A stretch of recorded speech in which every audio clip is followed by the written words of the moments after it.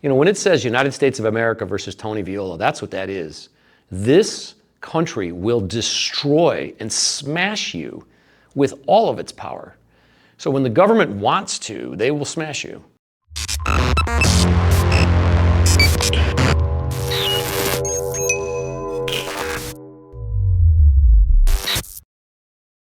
All right, Tony. So I know that your real estate career is sort of like intertwined with the situation with Dawn. So how did you get started in real estate? Right, so before our lives intersected, there was a pre-Dawn Tony life and there was a pre-Tony Dawn life. So, so I was dating a young lady, my high school sweetheart, named Katrina Rose. The late, great Katrina Rose passed away in heaven, rooting us on. But anyway, she was a photographer and she loved old houses. So we actually got interested in the real estate business because we would go out and look at these old houses in Cleveland. She used to say, other people have said it, it's like a train set. You know, it's got railroads and factories and smokestacks and old houses. And so part of our interest in real estate was just going around the old neighborhoods of Cleveland and just taking pictures of houses that, you know, the craftsmanship was unbelievable. You never could rebuild these things today. So even though the neighborhoods currently or at that time were largely impoverished, the houses were magnificent. And so Trina, being the idealist, thought that, well, there must be some way we can hire people who need work and fix up these old houses and make it work. So we just sort of started a real estate company. I guess it's great to be 21. Right. You think you know everything and who needs money or experience, we'll just figure it out as we go. And literally that's what happened. So we got interested in real estate because we thought houses were cool, not because of any, you know, sitting around with financial spreadsheets or anything. Right. And so that's how the whole thing started. And then just to fast forward, so we started buying and fixing and selling houses, and we didn't really have the money or the experience to do it, but we're actually pretty decent salespeople. So the small core group that was around in the beginning of the company, one day we said, we were at a restaurant in Collinwood, part of Cleveland, called Mirably's, and we said, maybe we should go to Marshall's and get suits and ties or pressed shirts and become realtors. So like we all went to realtor school. So that was like the company then sort of switched from like hands-on, we're painting and putting in cabinets and stuff, to being a sales and marketing organization. And so that's the direction that the company took over the next, you know, if you fast forward, say 15 years. So the day before the FBI kicks the door in and said I stole $46 million, like the day before that, you know, we had 5 offices in Ohio of realtors. We did property management, auction services. Auctions are just a different way to sell a house. And we did commercial real estate, like leasing companies that need space for industry or office space. So we had a pretty good, a darn good team. You know, in business, you can't get anywhere without a crew. So I was super lucky to have just a dynamic crew. We actually had a lot of people that weren't from the real estate business. So they sort of had this, well, why don't we try this or why don't we try that? So we had sort of an innovative, scrappy little company with low overhead. So we were getting there, you know, in the community. We were building a heck of a business until life changed in one instant. Okay. So everything's going fine, and then when did things go wrong? Like when did this whole life changed in one instant? Okay, the FBI, you know, nation's largest mortgage fraud case. The government comes in. I have no criminal history. Nobody's accusing me or suing me of stealing any money. But the government said a multi-jurisdictional task force kicks the door in. It's the scariest thing ever. Rounds up the employees at gunpoint, puts them in this back room. They take our computers. I stole $46 million, supposedly. There was an FBI agent named Jeff Kassouf, and you know, he's like, we're here for the mortgage files. Where are the mortgage files? And I said, sir, you must be at the wrong company. We are realtors. We show houses. We don't do mortgages. And he was just livid. Oh, you're going to be a smartass. Well, you're going to make this a lot harder on yourself. And we're really going to throw the book at you and all this. And it was just shocking that the government is saying I own mortgage companies and title companies, and I stole $46 million. Now, I stole supposedly this money from JP Morgan Chase Bank and Citibank, which are the 2 largest banks, I think, in America. And they weren't saying I stole any money from them. Right. So this was like a surreal experience. I do remember while these people were raiding the company and they wouldn't let me call the lawyer and anything, I just remember putting my head in my hands thinking that everything we've built our whole life is destroyed. Because even if this ends up if I get acquitted or exonerated, people will think I'm a crook. People will say it's some technicality. You know, the viciousness of the law enforcement officials and the media coverage and everything was just awful.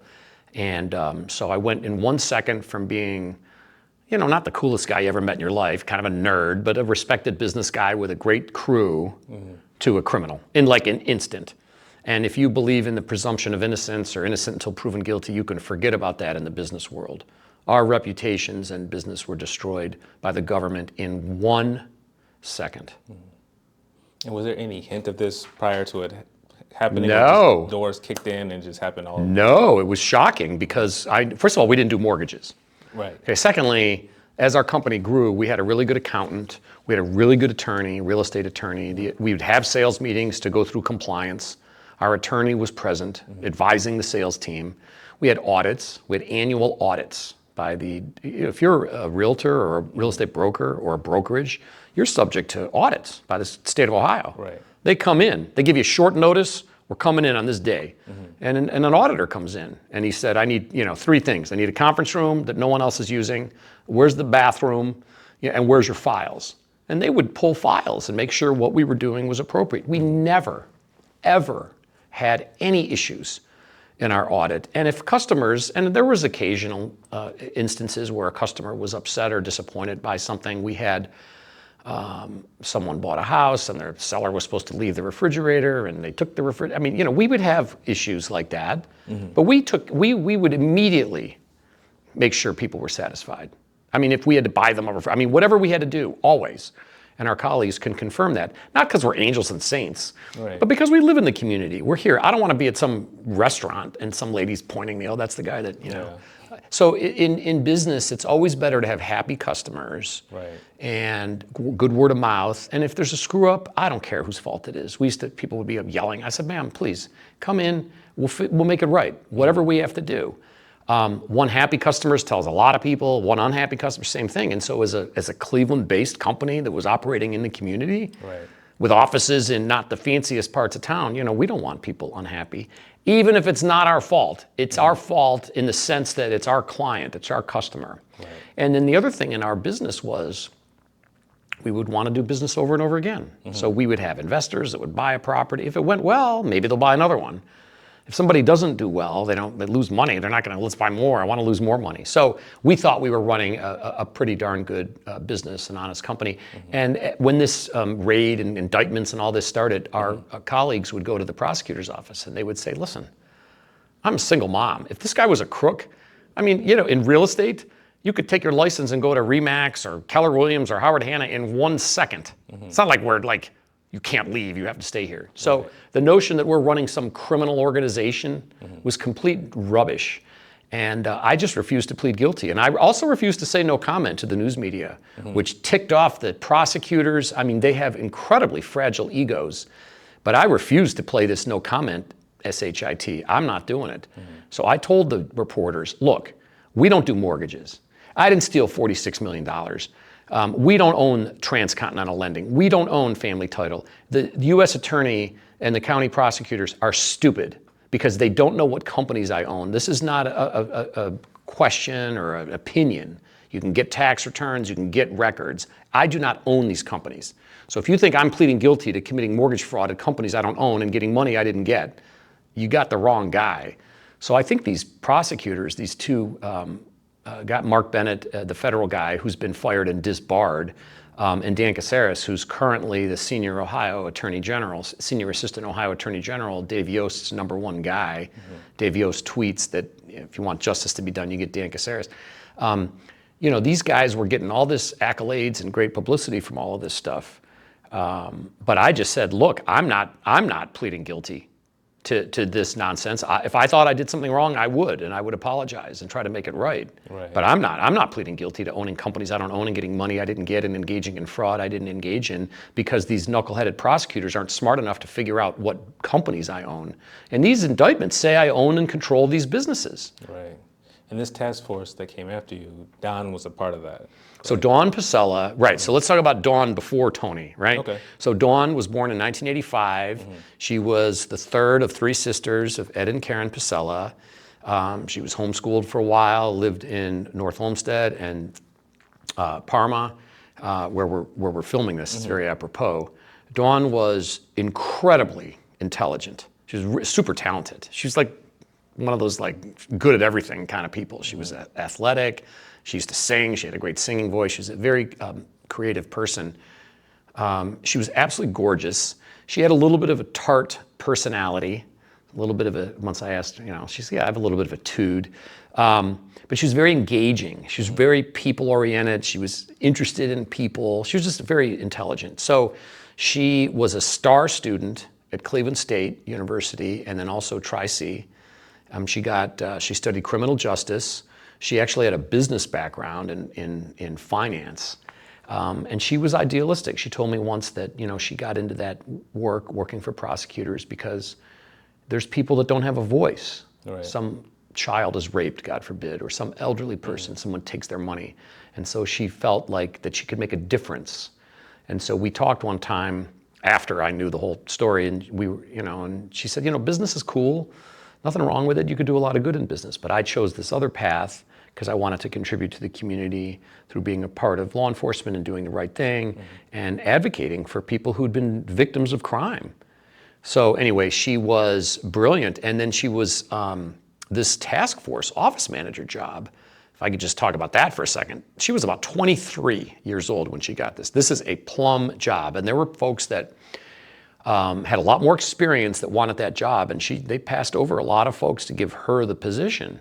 She was really good with technology. She was very good with organizing evidence and files. So this task force has got about 15 federal and state and local organizations in it. FBI, Justice Department, Ohio Attorney General, County Prosecutor, some local police departments, the HUD Inspector General. And so Dawn was in charge of getting in evidence, if it was through subpoena or if a witness or an informant would give it to the prosecutors, organizing it. What does this relate to? And then she did what was called deconfliction. So let's say an FBI agent is going to interview Tony. I want to go talk to this guy. Right. You would call Dawn first. Hey, what do we got on this guy? Or has anyone else interviewed him? Oh yeah, the Shaker Heights police interviewed him. Oh, well, let me get that interview before I go see this guy. So, or is he a target, or is he cooperating with us, or what's going on? So Dawn was had one of those jugglers with 30 balls in the air, literally that was her job.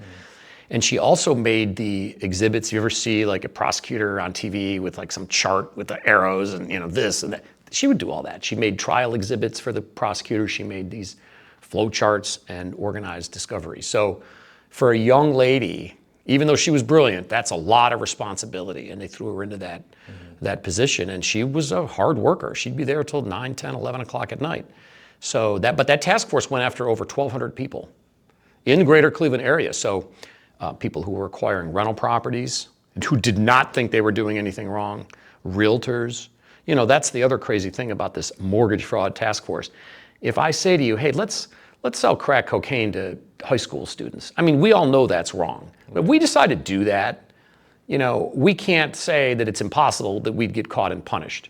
But I never in a million years ever thought that I could be criminally prosecuted for being a realtor or being a broker that has realtors working in our organization. Never. Not with all the compliance we had with the attorneys and the audits and so forth. So to be accused of owning companies I didn't own and stealing $46 million in the nation's largest mortgage fraud case, I never applied for any mortgages or got any loans. Shocking, absolutely shocking. But so what happens is the intersection of Dawn's life and my life comes when they prosecute me, they indict me in federal court, indict me in state court, indict me again. The Cuyahoga County Prosecutor's Office has a philosophy. We're going to charge you with 200 felonies, RICO, racketeering. Oh, but you could plead guilty to one and we'll just forget it. So that's what they do. You just go to jail for 5 years, no big deal. And so the county prosecutor's office here has a shameful history of just overcharging people and then wearing you down. We're going to make you come down to court for a pretrial, park, sit there for 3 hours until some bailiff tells you, oh, sorry, the case is postponed, come back in 2 weeks. And until you plead guilty, they just drag you through this. And so I've sat in court for years, this went on, next to people that are like, man, I lost my job, my boss won't let me come down here anymore, I can't afford to park, I got a parking ticket. It's brutal. The U.S. attorney and the Cuyahoga County prosecutor's office just brutalizing our own citizens. And there were people that said, look, I told them everything I know. They don't believe me, so they won't take my plea agreement because they know everything. Because they start with a conclusion. Tony's a criminal. He stole money. And then we're working back from there. So Dawn was in the prosecutor's office, knew about my case. They realized there's these huge factual errors. Don't actually own the mortgage company, don't actually own the title company, didn't get money. My colleagues are going down saying, Tony's innocent. And this is crazy. We don't steal any money. And so Mark Bennett, the federal prosecutor, people would say that, wrong answer, you can't say that. He would threaten to indict my colleagues if you can't say anything like that. Tony's innocent. So if anyone thinks the prosecutor is on a quest for truth, you can forget that, along with the tooth fairy or anything else you believed in as a kid. These guys start with a conclusion. Evidence that wasn't comporting to what they wanted to hear, they would ignore or suppress. So Dawn is seeing all this, shocked, and then she's ordered by Bennett and Caceres, its prosecutors, to wear a wire and pretend that she's working with defense lawyers. So I'm refusing to plead guilty, okay? And I'm saying I'm not pleading guilty to this crap. And I'm on TV when I got raided and reporters banging on my door, Carl Monday and all this. I would say, listen, we didn't do anything wrong. And I'm not pleading guilty. And you can bang on my door, but I will not say no comment. And go ahead, ask me questions. So they were kind of surprised because I think they just thought I was, some guy that would just plead guilty and was afraid of them or whatever. And I'm not giving people advice. I'm not saying to act like this. But for me, I wasn't going to do it. I'm not standing in front of some judge and saying, yeah, I'm guilty of when I don't think we did anything wrong. And at the time, these banks were having all these zany loan programs and coming to our office. Say, here, look, get your people to buy these houses. You can buy house rental property. So I mean, the idea that we're doing something, illegal, it never crossed my mind ever. So now the prosecutors are stuck with a case that sucks, and a guy that won't plead guilty. Dawn's there, and they say, look, you need to go undercover and wear a wire, pretend you're a paralegal working with other lawyers. This is completely illegal. Right. Okay? And so they bully her into doing it. She doesn't really want to do it. She actually talks to her folks. They didn't think it was cool. They were like, that's not part of your job. But Dawn was ambitious, and they just kind of pressed her to do it and said, look, you want to be an FBI agent down the road, you want to advance, this is the kind of stuff you have to do.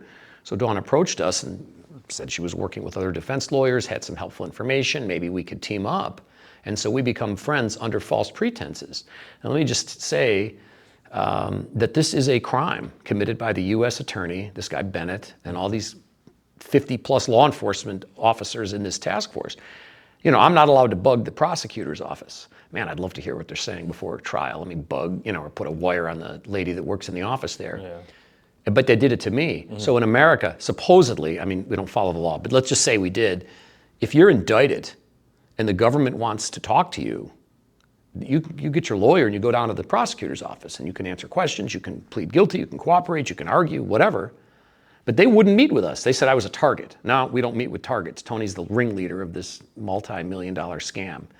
So they said they wouldn't talk. I wanted to go down and show my tax returns and bring my lawyer and waive all these privileges. Look, this is crazy. We passed all these audits. We didn't steal any money. No, can't do it. We're not going to talk to you. We had a perfunctory 5-minute meeting with the federal prosecutor who told me I was lying, and that was it. And the state prosecutors wouldn't even meet with me. But then they sent Dawn to essentially engage in an illegal post-indictment interview with me to find out what's going on with our trial preparation. And up till now, this shows you what a bunch of buddies these judges are. Don Nugent, the federal judge here, has had no problem with any of this criminal activity by his buddies in the prosecutor's office. So it's outrageous that this kind of stuff. And the other thing is, this is just one aspect of the wrongdoing. Let me just summarize some of the other shenanigans in our case. That's all proven. It's on our website. The government's admitted a lot of this. It's on the freetonyviola.com website, evidence locker. So Mark Bennett comes to federal court one day and says we lost computers from companies I don't own. So they said I own Transcontinental Lending. I did not own Transcontinental Lending. They said I got millions of dollars. I didn't get any money from that company. And they said I got millions of dollars from Family Title Services. I didn't get any money. I don't own Family Title Services. So one way to defend yourself, because they raided all these companies and all these computers, was to go get the computers from those businesses and hire like an accounting guy or some expert to go through the ledgers. Well, how much money did Tony get? Because remember, this is the nation's largest mortgage fraud case, and I orchestrated a scheme to steal $46 million. But if I'm not getting any money, it blows a giant hole through the case, right? So I kept saying on TV, I didn't get any money, I don't own these companies. Maybe these guys shouldn't be prosecutors. Maybe they should buy a Subway franchise and make sandwiches or something, because how do you not know basic facts? And people don't say this on TV when they're criminally charged. So the prosecutors were appalled. But I'm like, listen, I'm the one who should be appalled. They don't even, how do you accuse somebody of this? And they won't even talk to us. So they come to court and say, we lost the computers. We don't have them anymore. From the companies I don't own. So this is a key thing in court. How do you defend yourself when the government loses information and evidence that you have no other way to get? So in other words, if they said that they lost an interview with one of the ladies that worked in our office, for instance, they could say, well, go interview her. She's down the hall, I don't have any way to get these files and computers and documents. So one of the things Dawn had later told me was that they destroyed all that because if you don't have any hard evidence, you could tell stories. So you could have witnesses telling stories. Oh, yeah, Tony was there, or Tony told me to do this, or Tony got money. But so what the government was doing was removing or destroying evidence. They claimed they lost the computers. They actually destroyed them. So because it would have been, we could have filed a motion to dismiss the case. So look, we never got 1 cent. This is an incorrect theory of the case. Maybe some other guy named Tony, but not this Tony got the money. So at what point did she kind of go from being wired and there to sort of surveil you to telling you like something's going on, that they're doing right. things So illegal? three things happened that switched her life into a whistleblower. Okay. One, she sees, and this has been confirmed with emails and family member affidavits, she sees that Dan Caceres, the senior Ohio Assistant Attorney General, is having an affair with the government witness, Catherine Clover, and they're telling her to lie in court. Okay, so she knows this. She's aware that she's being told to lie in federal court. Absolutely apoplectic about it. The second thing that's going on is before my first trial, a guy named Steve Newcomb comes to town, and he's with this bank. He's with this company called Argent Mortgage, which is part of Citigroup, and he was supposed to, be in court to testify. So think about this. What's supposed to happen in America is a crime. You come home, my God, someone's been shot. Let's call the police, okay? Here, the government alleged that I stole millions of dollars from these banks, but the banks never said that. And the government went on TV and raided my company and had press conferences and press releases, and Mark Bennett got an award for putting me in jail. All this, but nobody ever called the supposed victim. So the first thing that should happen in law enforcement is, was there a crime, and the victim, and talk to the, but they never did that until like 2.5 weeks before the first trial. This dude flies in from California, and Dawn is in the meeting. So there's a conference room with FBI agent Kassouf, Mark Bennett, the federal guy, Dan Caceres, the state guy. They're sitting in this meeting. And Dawn was Arvin Clark, the Ohio BCI, Bureau of Criminal Investigation. So they're sitting in this meeting, and this guy Newcomb from the bank, he's like, well, we authorized some of these no money down loans. We had these loan programs. Oh, you can't say that. He's like, what do you mean? I mean, this is, and so they go through, so like I was charged with these different counts. So a particular transaction, this property, and this property, and this property, and this property. And so they actually, for the first time, just a couple weeks before the trial, go through the transactions. And the guy says, listen, we allow it. Or maybe they shouldn't have, but our employees waived, for instance, a bank usually would ask you to bring your pay stubs or whatever. But in this case, they didn't. So people said they didn't have any income, and they made the loan anyway. Is that crazy? Sure, maybe. Would you do that if you were loaning money? I don't know. But how am I supposed to go to jail for this? We had nothing to do with mortgages. So the bank is going through and basically saying there's no fraud. We had sales contests. We wanted to get the deals done and all that. But there's no criminal activity. One of the things is in some of our real estate contracts, it said the person wasn't making a down payment. We wrote up the transaction that way, and the bank had it in their file. So let me explain what fraud is. Fraud is concealing, under the law, a material fact. So if I want to sell you my house and there's water in the basement, and I put up a shelf in front of it or something, and you ask me, is there water? No, there's not. But there is, and you buy the house, and now you got to spend 20 grand fixing the, that's fraud. Right. It's not fraud to sell a house with water in the basement as long as I tell you, hey man, let me show you this corner over here. There's a lot of water. Now, with that information, you may offer less, or you may say, let me get a quote. I don't know how much that's going to cost. Or you might say, you know what, I don't want a house that needs work. So there's nothing wrong with selling a house with water, but the thing is if you hide it. So we're sending a contract in that says the guy's not making a down payment. What could JP Morgan Chase do if they don't like it? Say no. Banks sometimes say no. It's not like we flew there and brought guns and said you have to approve these loans. Right. So the guy's in the office and Dawn is going haywire because she's realizing that all of these people, not just me, are having 1,200 people. Their lives are being ruined. They're losing their real estate licenses. They're going to jail. They're being ordered to pay restitution for all these losses that banks sustained, but they didn't really sustain any losses. I have a statement that the bank that I supposedly scammed did not sustain any loss. But the government prosecuted me anyway and said that I caused a loss. So no fact matters once Mark Bennett and Dan Caceres will go on TV. Well, this is not the idealistic Dawn concept of what should go on, right? So as this is going on, is she having any conversations with you about possibly speaking out about this? Not yet. Okay. So the couple things that happened, there was 3 things that happened. 1, she knows about this affair with the witness and the witness is lying. 2, she's in the meeting with the bank. The guy says there's no fraud. They're yelling and screaming, you can't say that in court. And she's like, why are you guys doing this? And then because they hid the evidence, I lost that first trial. So I was facing 10 to 20 years in prison and another trial coming up. Those 3 things combined, plus all this misconduct with the vanishing computers and there's other shenanigans too, was just too much for her. So she made a decision that she could not live with herself if she let me and all these other people go to prison, and even though she knows that this is wrong. So as she became aware that there was serious wrongdoing with exculpatory evidence, she actually started taking it from the office or copying it, okay, like that interview. So the guy at the bank says, no, there's no fraud here. We allow this. This is okay. Okay? So this FBI agent, Kassouf, the guy that was yelling at me because I said we don't own mortgage companies, and oh, you can't say that. So they'd never produced this interview with the bank before the trial. Okay. It's called a Brady violation. It would have ruined their case if I would have waved the thing around and said, look, the bank says there's no fraud. The victim says they're not a victim. What are we doing in court here?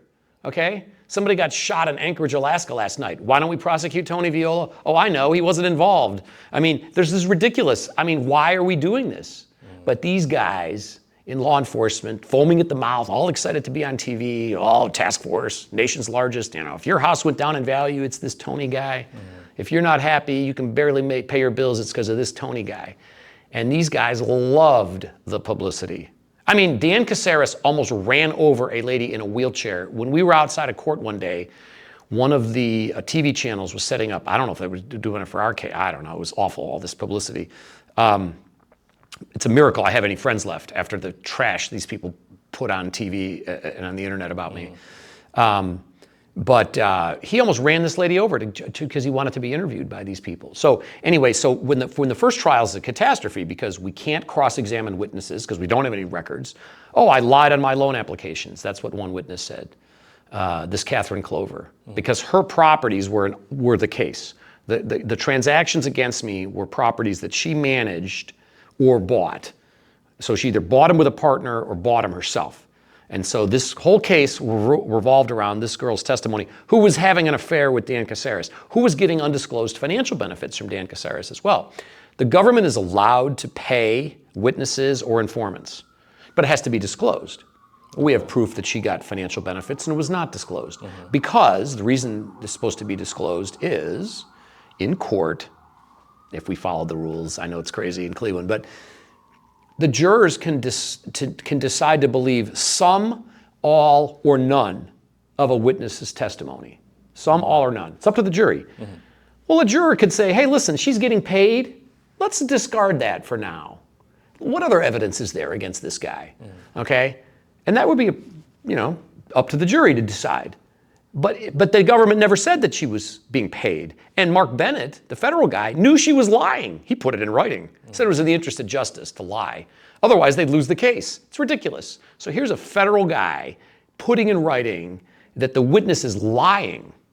In America, supposedly, there's no due process of law. If the government's allowed to present false testimony, they're supposed to correct it. Go ahead. Do you want me to go back and recap anything, or just? Maybe just the last thing you said. Okay. Well, just to recap, Dawn comes forward for three reasons. One, she's aware of this affair with the witness, who they know is lying. Two, she was in this meeting with this bank dude, the supposed victim, who says that they allow these loans. And then three, I lost the first trial. Had I won the trial, I don't think Dawn would have come forward. But when I lost the trial, but I wasn't imprisoned yet because I hadn't been sentenced, I think she recognized that it was time for her to, she just, in her mind, couldn't live the rest of her life knowing that me and many other people were going to prison, and the victim said they weren't a victim, and they didn't lose money, okay? And they're on TV saying I stole $46 million. But the actual bank that supposedly lost money said, no, we didn't lose any money, and we allow these loans. So she calls me and basically says, I have to talk to you. The times that we were preparing for trial and talking about your witnesses, and I was helping you and talking to your lawyer, they were recorded and given to Mark Bennett and Dan Caceres in the prosecutor's office, in the U.S. Attorney and the Cuyahoga County Prosecutor's Office. And the Ohio Attorney General, this Micah Alt, was also involved in all this, part of this task force. So, I mean, it was shocking. I mean, I felt totally betrayed. I thought Dawn was my friend. My friends liked her. We were out together. I mean, we never had like a romantic relationship, but you know, I thought she was my friend. My friends really liked her. We had her out with us, and then what? You're recording stuff for the prosecutors? And then I asked her if she thought I was innocent, and she said, I know your case better than you know it. I know you're innocent. I said, well, where is this evidence that I'm innocent? She says, I have it. I've been taking it. And I said, well, I want you to give it to me. And she said, you don't understand. If I give you this evidence that proves that you're innocent, I'm going to get indicted for stealing from the prosecutor's office. Don Nugent, the federal judge, is so pro-prosecutor, it'll never see the light of day. He'll seal it. It'll never come up. The only way to use this evidence is at your second trial. So I'm like, I got to go to jail. I got to be sentenced, right? And then the next trial starts, and then she said, yes, that's the only way to do it. Oh, and by the way, you can't use a lawyer. She said, your lawyer, Jay Milano, and this Kevin Spellacy, these two guys are clowns. They love the prosecutors. They talk tough. I mean, the defense bar in Cleveland is a joke. It turned out that these prosecutors and lawyers are all playing poker together, hanging out, having a good old time during my trial. You know, I'm on trial, I'm gonna go to jail for 10, 20, 30 years. They're having a great time talking about movies, and Mark Bennett's using P90X, he's got a workout regime, all this nonsense. And they just thought it was having a good old time, just a blast. And so, I mean, this is just crazy stuff. So anyway, Dawn said, you can't use a lawyer at your second trial because a lawyer will tell Mark Bennett and Dan Caceres that you have all this stuff. And they won't actually put you on trial, or they'll indict me and indict you for obstructing justice, and they'll be appalled that we stole records, and they'll say it doesn't mean what it says. And she's right, because they said I stole $46 million, even though I stole zero, and I own companies, I didn't own them. It doesn't matter. They say whatever they want. I mean, the best summation of this whole thing is a guy named Conrad Black, who's a wrongfully prosecuted business guy. He's a famous member of the British House of Lords. He wrote me when I was in prison, and he said, prosecutors do whatever they want, to whoever they want, for as long as they want, using illegal tactics and unsavory methods with impunity. It's true. So Dawn's like, Don Nugent isn't going to read these records and say, oh, maybe there's an unjust thing going on here. He doesn't care. So, you know, the old saying is the judge is a notary, the prosecutor is the judge, and the defense lawyer is the prosecutor's investigator trying to encourage you to tattle everything you know. We have to help the government. So, I mean, if you think court is fair, Dawn's words, not mine, you know, what else do you believe in? You know, do you believe the Brooklyn Bridge is for sale? I mean, it's ridiculous. So she's adamant that this has to be, shock the prosecutors with these documents at a trial. There's no other way to establish innocence. Because if we use a lawyer, the lawyer will rat me out. And if we file it in court, the federal judge loves prosecutors, will seal it. He is a prosecutor, loves prosecutors, hangs out with them, thinks they're great. They go to the Rocky River Club or whatever on Saturdays and watch horses and all this polo, whatever this crap. So, I mean, the trial is not a quest for truth. It's win at all costs. So I was shocked, but over time, I was able to basically agree with what Dawn was saying.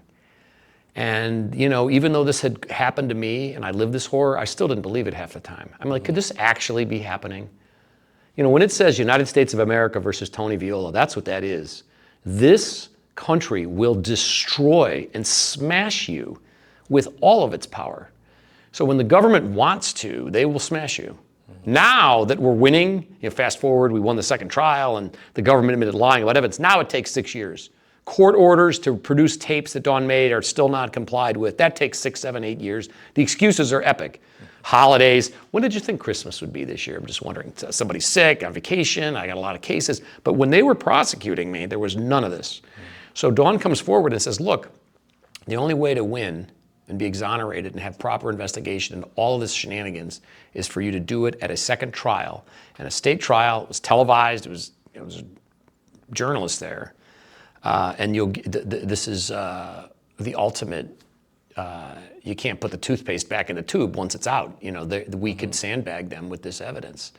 And Dawn was adamant that you prove your innocence with the documents, not with what some witness says about some house they bought 6 years ago. You say, look, is that your signature at the bottom of the page? Yes. How much money does it say you're putting down? 0. Is this your loan application? I think so. So if it says you're not putting a down payment down, why are we supposed to go to jail for tricking the bank about down payments when it says 0? I mean, it's a heck of a thing. So Dawn just believed that we could work together and win the second trial. And she said it's 2 things. Your second trial is 2 things. It was the same charges, identical charges. By the way, who the heck is charged in state and federal court at the same time? Timothy McVeigh, terrorists. You know, it's insane. I'm a realtor with no criminal history. We're charging me in federal court and state court. Let me tell you about law enforcement, by the way. Not all, but a lot of these guys are cowards, and they love this case. I mean, they loved it, to sit in the office and look through mortgage files. And they interviewed my ladies in the office like a dozen times. Some of them had to keep going down to the prosecutors. Oh, they loved it, to sit in the air, and then, you know, we're not going to shoot anybody. They're not exactly scared. Oh, law enforcement couldn't get enough of this.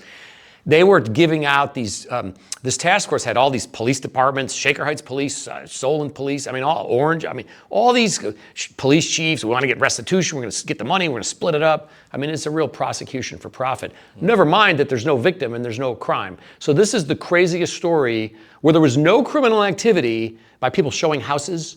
Okay? The only criminal activity in this case started once I was indicted. Then the U.S. attorney and the FBI and the county prosecutor broke the law to win the case by using perjured testimony, sex with witnesses, hiding payments to informants and witnesses, destroying computers, and then having Dawn wear a wire to illegally obtain our trial strategy. And this is from the high and mighty Justice Department that talks about the rule of law. Rule of law is very important. All their pompous arrogance about the rule of law is sacrosanct, and the Justice Department must be independent, can't have interference with the justice. Wonderfully, people just doing their best to do justice. BS. So anyway, and this is a prosecutorial crime spree in writing. So, like, don't take my word for it about the affair. You can read the 600 plus pages of emails between Dan Caceres and Catherine Clover. You can read Susan Caceres, his wife's Facebook messages about this affair.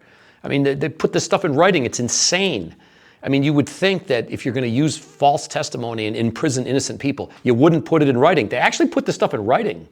It shows you that these people feel invincible. They do whatever they want, and without any accountability. You know, put a plug in for the Ohio Coalition to End Qualified Immunity.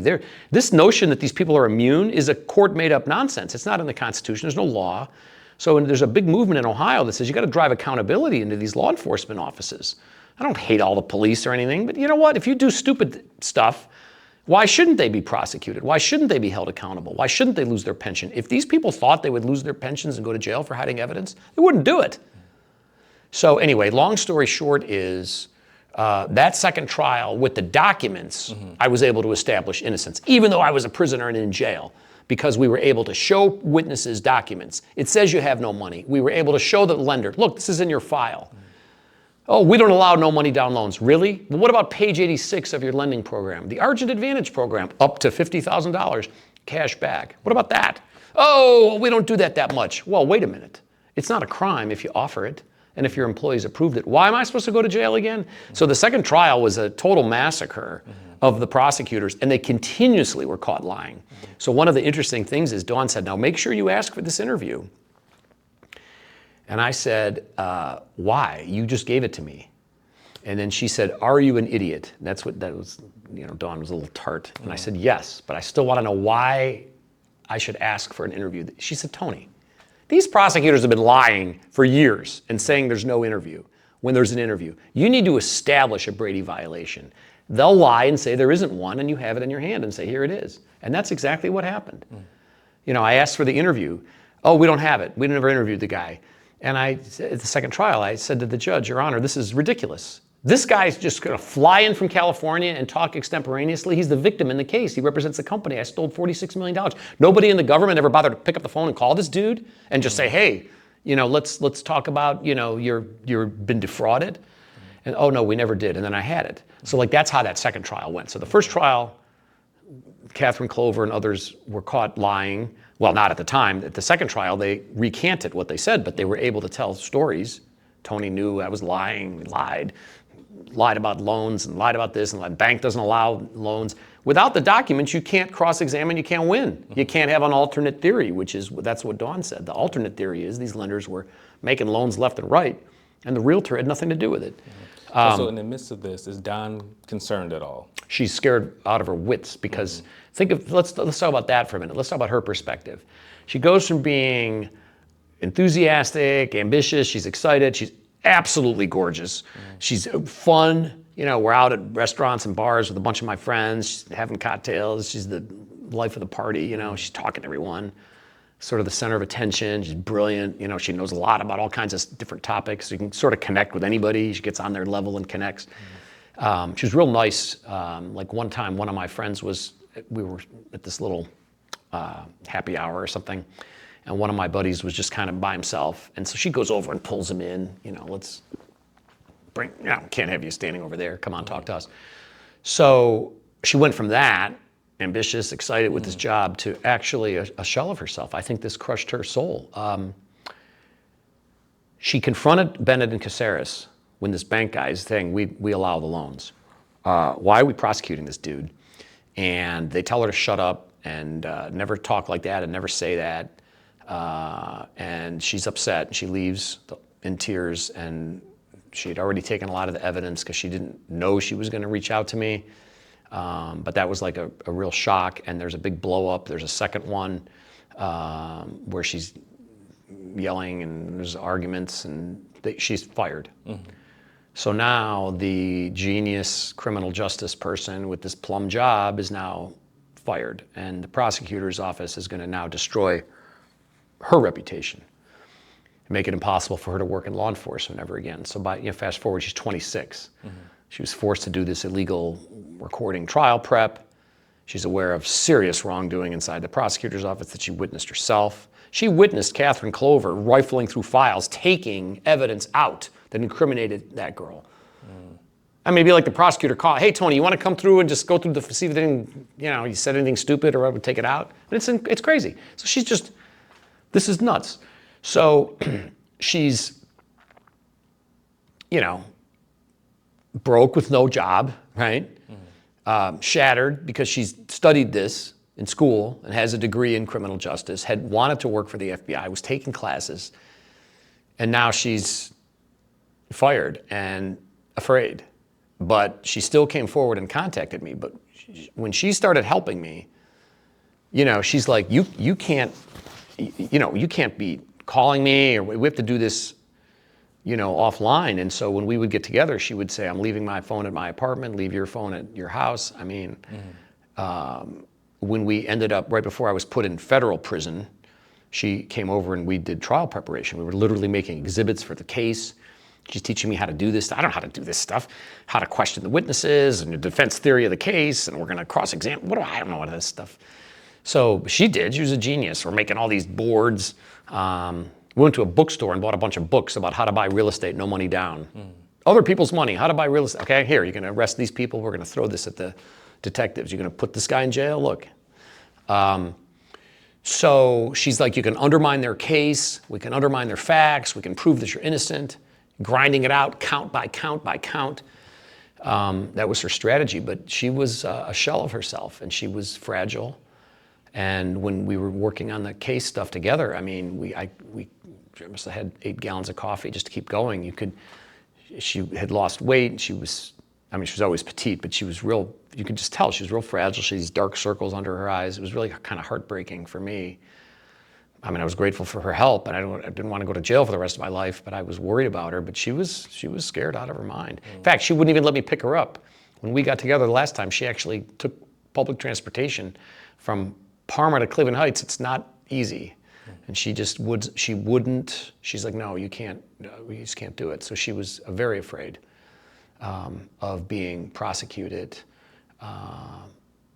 or indicted for stealing evidence. Now, it turns out that she was a whistleblower, and it turns out that government employees have no obligation to engage in illegal activity. You know, they threatened her and they said she broke the law and she violated confidentiality agreements. She actually didn't. This was during the second trial. They were saying, oh, she's a criminal, we're going to indict her. Dan Caceres puts it in writing, we're going to indict her for violating her. She never had a confidentiality agreement. They lied to her and said she did. Maybe they convinced her that she did. You know, when you get hired, you fill out all these forms. I don't know, maybe, you know. So they really messed with her head and intimidated this lady. They went to her parents' house. They went to her apartment. They're looking for computers. What did you give this guy? He's got all this record. They were concerned that she made copies or mailed it to other lawyers or other defendants. All these people are going to jail. So she was supposed to come to that second trial. But this threats and intimidation were so overwhelming that she called the court and asked to talk to me, and she was my last witness. She wanted me to prove that I was innocent and that she was going to be the last witness to talk about what was actually going on inside the task force, blow the whistle on this affair, blow the whistle on this nonsense with evidence. I mean, there was a concerted illegal, that task force is actually a criminal enterprise. They were sending state detectives out to interview witnesses, and if they said Tony's innocent, thanks, we'll call you if we need you. And they wouldn't send it to the FBI or Mark Bennett in the U.S. Attorney's Office. They were like screening witnesses. So then we'd ask Bennett, well, where's the interview? Oh, we don't have that. So, I mean, this is an actual, like, I mean, if you ever wondered, like, how far will prosecutors go to win a case or to not admit that they made a mistake, this is a good example of the stuff that they're willing to do, even to the point of Dan Caceres and Catherine Clover emailing about altering records inside the prosecutor's office. Actually in writing, talking about altering documents. So we're using false testimony and we're altering documents. It's cool. Don Nugent doesn't have a problem. Federal judge, no, we love law and order. So it's crazy what these people were willing to do. Instead of just, we're not bothering anybody in our real estate office. We're drinking coffee, having blueberry muffins. There was a place that's long gone, maybe someone watching remembers, called Ruthie and Moe's. They used to take a blueberry muffin and slice it in half and fry it in butter. They were really good. I used to bring them to the office. I mean, we're not exactly a threat, you know, to people's women and children. I mean, this is crazy. Anyway, long story short is during that second trial, Dawn was afraid. And she was afraid before. When she came forward to reach out to me, she was afraid. In fact, I'll tell you one other story. She was afraid to send an email. So we set up some Yahoo account, and you could do a draft of an email to communicate. You could log on and look at the draft of the email. But she was afraid to send it. Oh, I see, okay. Because she knew that the government could get it if we sent it, and she was afraid. She knew they were tracking cell phones, reading emails, surveilling my house, stuff like that. You know, So she would create the draft, and then you would log in and see the draft? Yeah, and then I'd add something to it. I gotcha, and I'd save it as a draft, save it as or delete it. We were supposed to delete what the person said and save it as a draft. So we never actually sent the email. Because she knew, listen, she worked for the prosecutors. Right, she knew what the FBI does. She knows what these people were doing. So, I mean, one of the reasons she was afraid is she had reason to be afraid. She knew what these people were capable of. Dan Caceres, by the way, trail of death follows Dan Caceres. There's been witnesses that supposedly jumped off bridges. I mean, this guy has done crazy stuff since the inception of his prosecutorial career in the late 90s.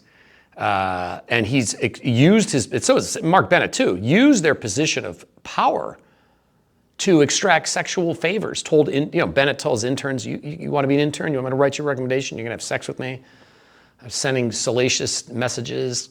It's all in writing, Caceres, there's a whole litany of cases. Kelly Connors is a government witness in a case against Tammy Keaton. Kelly Connors, Dan Caceres manages her money, has a power of attorney over her, but she's a government witness. And he's had a sexual relationship with her.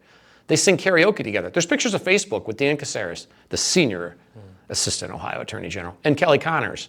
And they don't disclose in court, oh, by the way, jurors, this witness is actually having a sexual relationship with the prosecutor and getting money. They don't bother to tell you that. So this is unbelievable. This is unbelievable. So back to your question, was Dawn afraid? You betcha she was afraid. So as this case plays out, at what point does this happen to Dawn? Okay, so she's supposed to be my last witness at the second trial. And I had talked to her a couple days before, and she said they were threatening her and her family. And I said, well, let me take you off the witness list. I don't want you to come to court. I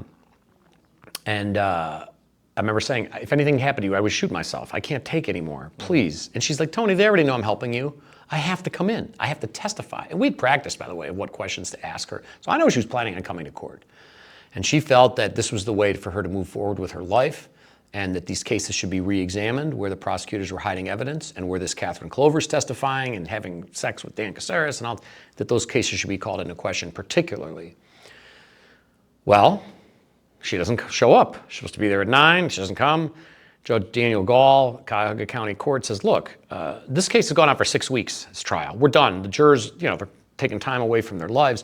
We are going to, I'll take an adjournment. I have other cases to handle at 1 o'clock. If she's here, she can go on. Otherwise, we're doing closing statements.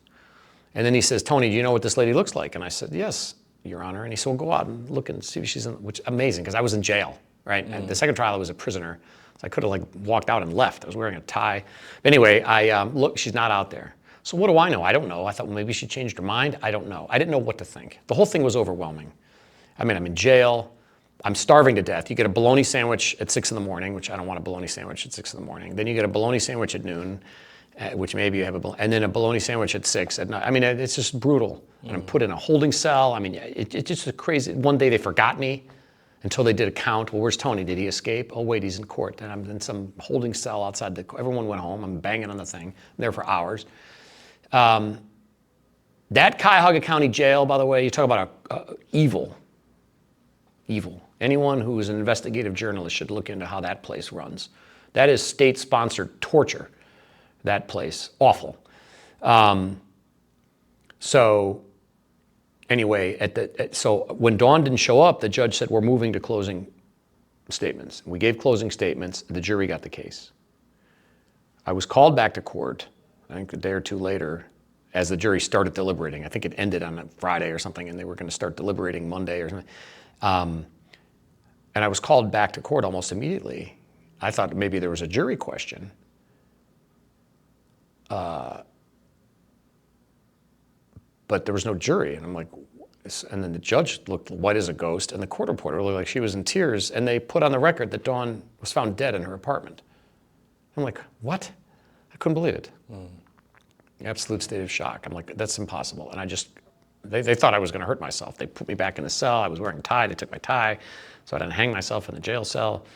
And they kept opening the door, and are you going to kill yourself? And I said, no, please leave me alone. And the guy kept opening the door, and then he opened the door, and he said, come on, you have to come to court. And I said, what? And it was the jury verdict. So I just find out that Dawn has passed away. I'm shocked. I'm blaming myself for this, right? Why did I bring her to court? I'm just in a state of disbelief. She's my friend. I mean, this is crazy. In jail, it doesn't seem real. Someone passes away and you're in the real world. You can go to a service, you can go to a church, you can go to, there's a funeral home, there's others you can talk to. Oh my God, our loved one passed away. In jail, everything's the same. no matter what. Christmas, New Year's Day, Thanksgiving, someone died, your family died, it doesn't matter. So it's like the most awful place to try to process grief. Plus, the verdict hasn't come from the jury trial. Right. It's just a lot to take, right? You think, what the heck did I do to deserve this? This is crazy. The government just couldn't spend enough money on this case. And so it's just this crazy situation. And then my friend is dead and I was shocked. So they call me back to court and they start reading the verdict. Count 1, not guilty. There's 59 of these, by the way. Count 2, not guilty. Count 3, not guilty. Count 4, and I just didn't even, I just remember like halfway through, wait, they've all been not guilty, you know? And I almost didn't even care because Dawn had passed away. So right from that point, and I had never met Dawn's family, her sisters or her mom and dad, but right from that point, they found what happened suspicious. And I thought what happened was suspicious for separate reasons.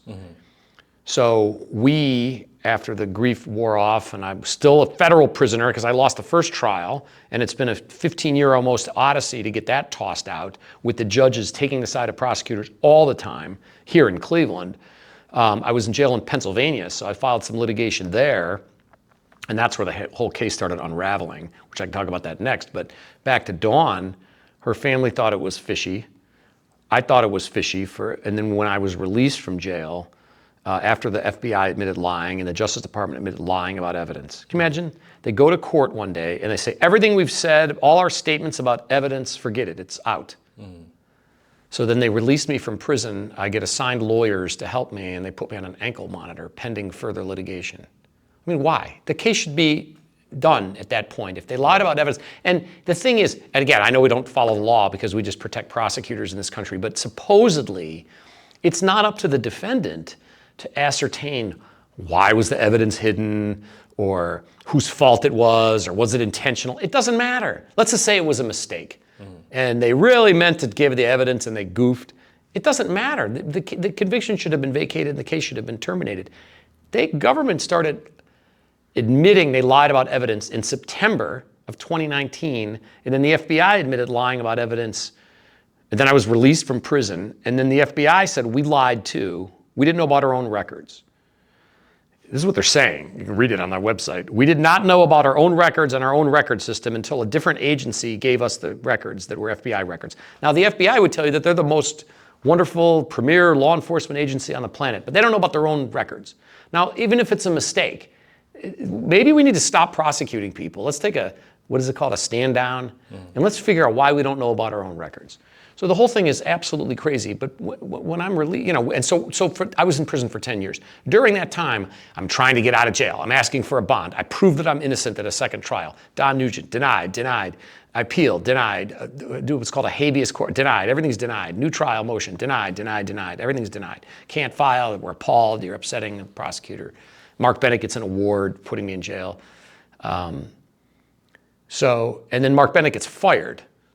And all of a sudden, things change. We had started amassing quite a lot of evidence that the government was lying, and their own records were proving that they were lying even after the trial. So for instance, the federal government had said that Dawn never had any federal evidence. This is fanciful nonsense that Tony made up. She never could give him any evidence. And then we got what? A piece of paper that the FBI put all the federal evidence at the task force, where Dawn was the office manager, before the first trial. So like the government statements in court were contradicted by their own documents. Our best evidence of government misconduct is nothing I'm saying. It's their own emails, records. It's crazy. So anyway, when I was released after these admissions of lying, after a decade of imprisonment, by the way, I was the only federal prisoner, maybe in history, I don't know. I had proof of my innocence in a box in my locker in jail. And of course, I made copies and sent it to my friends because the police kept throwing away my legal work. But I had a box proving that I was innocent in prison. And this Don Nugent judge in Cleveland would not give me 2 hours of time in court to present proof of my innocence. But court's fair, by the way. You're supposed to believe in the justice system. It's ridiculous. So when I'm released after these admissions of lying, we had also amassed more and more information about Dawn. So like the first big crack in the case was Dan Caceres put in writing that Dawn was going to be prosecuted if she came to my trial because she violated this confidentiality agreement that she had with their office. we got a letter that says there was no confidentiality agreement. So we started getting more and more information. We got a Parma police report about Dawn's death that was unsigned. Police report's supposed to be signed. So it indicated high-level interference, like the responding officers may have investigated. Why are there 3 cell phones here with outbound calls? There's supposedly rigor mortis. Why is the window open? Why is the heat cranked up? But nobody signs it. Okay. So to bring everyone up to speed on what's going on now, where we're at right now, I mean, in terms of my case, I'm very fortunate that Yale Law School picked up part of it and is working with Cleveland attorney Kim Corral. Kim is absolutely fantastic. She's walked people out of prison. She's the foremost person in the country, really, for undoing wrongful convictions. So there's lots of litigation about my case that's ongoing. And in terms of Dawn, when I was released from prison, and I've had a private investigator, a guy named Bob Frederick, and his colleague Tom Doyle for many years have been working on this case. And then what Ed and Karen Pasela and Dawn's family members knew, and what I knew, and our investigative team put together, there's just a whole bunch of reasons that Dawn's case should be reinvestigated. So that's where we're at now, is advocating for a new investigation into what happened to Dawn. Just for example, some of the suspicious things, where we've got the unsigned police report. The responding officers did not call an ambulance, but a mortuary service. There was 3 cell phones, one with an outbound phone call, supposedly after Dawn died, because they said there was so much rigor mortis. The police never collected 3 cell phones. A guy named Marty Maurer, who we think is a government informant, was at Dawn's apartment. He's been caught lying. He told an investigator named Marty Yant he was there that night, everything was fine. He told our investigative team he wasn't there that night. During Dawn's funeral, he was demanding to have access to her apartment. He wanted to get into her apartment to put a teddy bear into the casket, but there was no teddy bear in the apartment. He probably wanted to retrieve his cell phone. Dawn's computer was missing. The heat was cranked up, possibly to accelerate rigor mortis. There was a window opened that an assailant could have escaped from. Dawn lived in Midtown Towers in Parma, large apartment complex.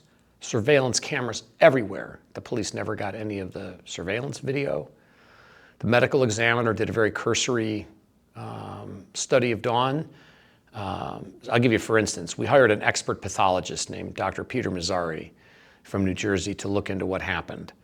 And he was just shocked that there was just so few photos. Photos were blurry. You couldn't make out things. So for instance, is it possible that Dawn would have on her arms marks on her veins where somebody injected something? It's conceivable, but there's no pictures of Dawn's arms, so you can't rule things out. So because you can't rule things out, there's so many possibilities, and they were never investigated. The Cuyahoga County Sheriff took a look at this file and said the case absolutely should be reopened. There's a lawyer in Cleveland named John Patrick, who's a partner at Reminger, who's Dan Caceres' brother. By the way, the Caceres is great because his name really isn't even Caceres, it's Radarowitz from Youngstown, and they've got all kinds of criminal history in that family, and then the brothers all changed their last names. So we got Caceres, who's really Radarowitz, John Patrick, and then Paul Logan, who does financing. Well, John Patrick was overheard multiple times talking about Dawn's murder.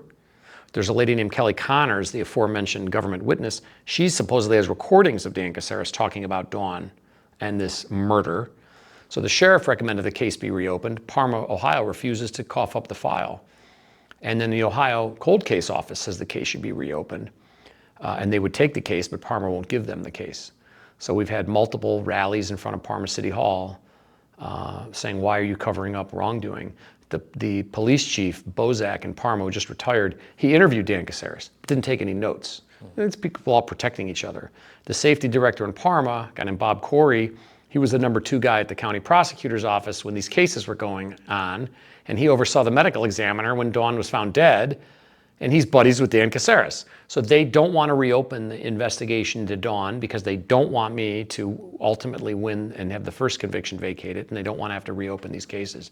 But we are not tolerating this, and we're not going to be worn down or run out of gas. There's a lot of people. We've got 7,000 folks on our Change.org petition, almost 1,000 on the Facebook group for Dawn, a lot of website traffic for Justice for Dawn. So there's a $10,000 reward. If anybody knows anything and wants to submit a tip, they certainly can.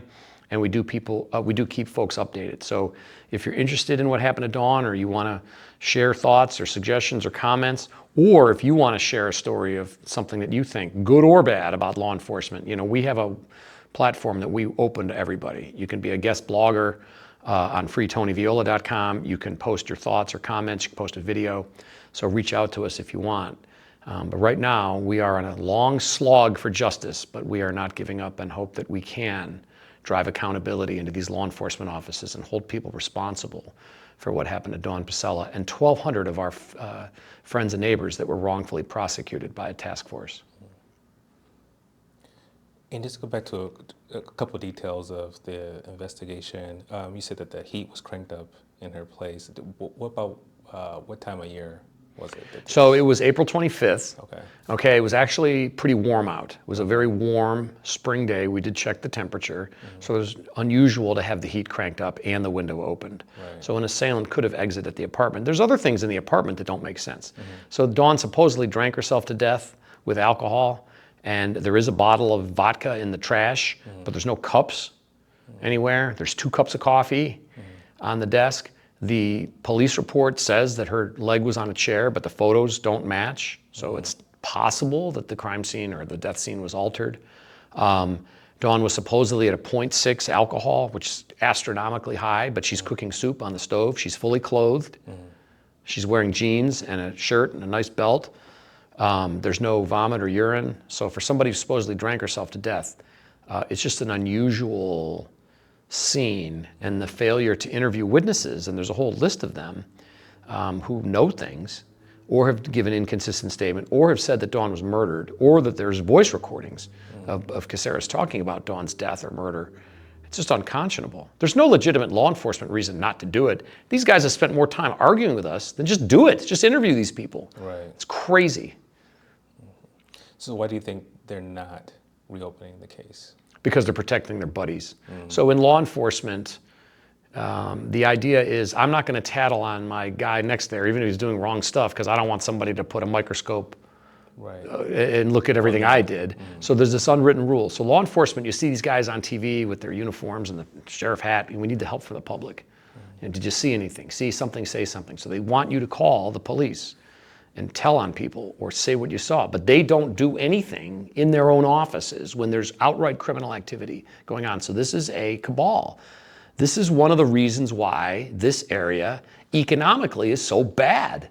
These jobs and these police departments are like, you'd shoot your grandmother for. It's crazy. We don't have economic opportunity here. There's no talk of bringing jobs here by any of these local officials.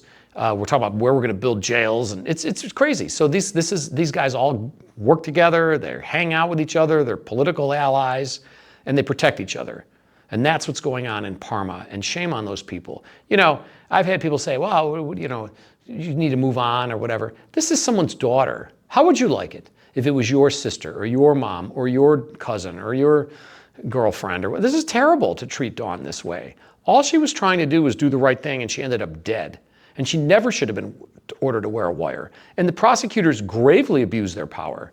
If you're not sure what businesses a person owns, what are you raiding our company for? It's ridiculous. Just call up us. We'd come down there. Send a subpoena or a call. We would have gone down and given you our records. So this whole thing is crazy. It's the desire to be on TV, these prosecutors, destroying people's lives and not thinking anything of it. These guys are megalomaniacs. But they all protect each other and they stick together. It's wrong. So, look, we want to be idealistic like Dawn. We want to drive change. We really want to try to get Mark Bennett and Deanne Caceres arrested. Put them in prison. They obstructed justice. They interfered with government proceedings. All this nonsense they did are crimes. Why do we want them to go to jail? Not out of hatred, and we hate them. We want to drive change and tell these law enforcement officials, use your power properly. Don't hide evidence in criminal cases. Don't imprison innocent people. Wrongful convictions are not a mistake. It's an intentional wrongdoing by people that start with a conclusion and work backwards and won't listen to new evidence. And what happened to Dawn is terrible, and it should never be permitted in this country. That someone's daughter is working for the prosecutors and ends up dead, this is terrible. So we just feel like we are going to advocate for Dawn. She's not here to advocate for herself, But I know she appreciates everyone's interest in what happened to her, and we just want to put an end to this criminal activity by prosecutors. Right. So if people want to find out more about her case and your case, they can go to Justice for Dawn? Yeah, justicefordawn.com. There's been an investigative series by a group called Seeking Justice. It's been highlighted by the infamous ex-chief. There's a YouTube channel about law enforcement in Cuyahoga County. There's national channels that have highlighted Dawn's case. So if you're a true crime expert or interest, please check it out. There's links. You can read the evidence yourself. Don't take my word for it. You can read the sheriff's investigation into what happened to Dawn, their recommendations, the refusal by Parma. Kim Corral has spoken eloquently about Dawn and this great power imbalance by these powerful officials just trying to smash this young lady who's just trying to do the right thing. So you can watch some of Kim's videos that she's given passionate speeches or talks about what's happened to Dawn. So you can check that out or check the documents. And if you're interested in true crime or you have ideas or suggestions, we got a lot of good tips from people. If you know anything, you heard anything, you have any thoughts or suggestions on how to solve a case like this, just because the police don't want to do it, we'll do it. We'll do it ourselves if we have to. We've gotten all kinds of evidence and witness information, and so we welcome and encourage anyone to reach out with any thoughts or suggestions. Okay. All right, Tony. Well, I appreciate it. Thanks for featuring the story. I'm grateful to you, and I know there's a lot of time and investment that you're making into this production, so I appreciate you. Thank you. All right. No problem at all.